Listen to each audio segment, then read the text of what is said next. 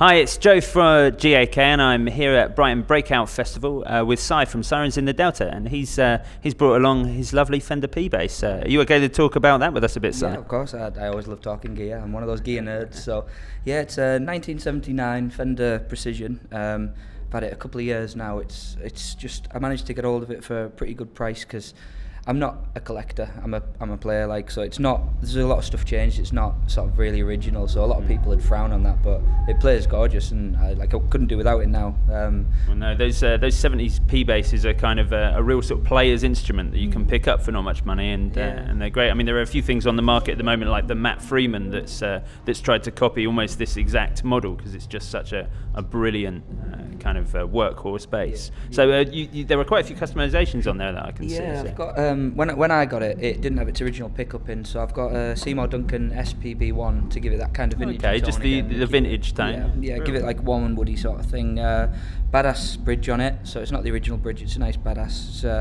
It's obviously very solid bridge. Those sort of things. The original paint was like a wine red, so it's just black now. I figured there's no point being sort of fussy about it. So much things have changed. It's going to get battered. It's going to get played. It's going to get thrown around. So yeah, it's the sort of bass I go to now.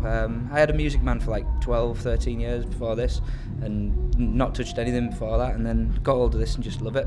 Moved straight off of active onto passive, and a relatively low output pickup in the vintage one as well. Yeah, I find that the lower output gives me a bit more sort of room to sort of play with the pedals and stuff because.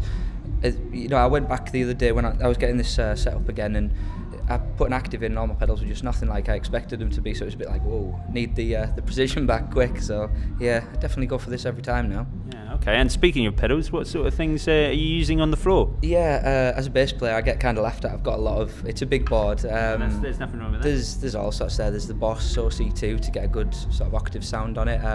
My go-to pedals, if I had to pick like one pedal on the board, it'd be an Abominable Electronics Hail Satan. It's like it's a muff, a variation on a muff with extra mids and sort of really much more tunable. It's kind of an essential for bass. If you're going to have a drive, you really need that EQ on there to make sure you don't lose some of that clarity. Cuts through. You don't lose your bass. It really cuts through like nobody's business, and it's loud. So when we go loud, that's that getting stomped on. It's good.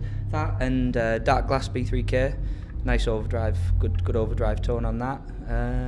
Those are some pretty high-end pedals you've got there. Well, yeah, there's unfortunately, for the bank balance, but they're awesome. Like once I've sort of used them, it's like can't match that. It's good. So absolutely. I mean the Abominable Electronics one, they're just a new company starting up in America, so it's only one guy making them, a guy called Patrick, and they're fantastic. So I'm gonna try and see if he can get an overdrive out soon. That'd be nice. Brilliant. And what about amplifiers? What are you using?